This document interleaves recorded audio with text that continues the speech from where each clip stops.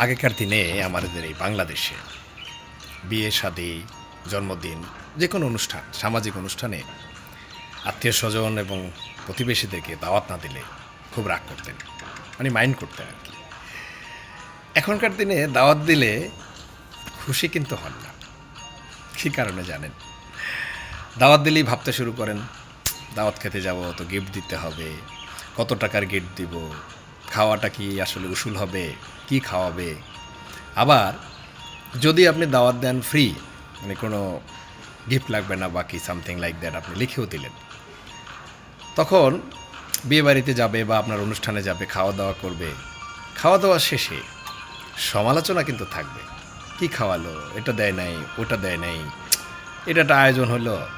অথচ যদি গিফট দিয়ে খেত তখন হিসাব করতো, এত টাকার গিফট দিলাম, কি খাইলাম।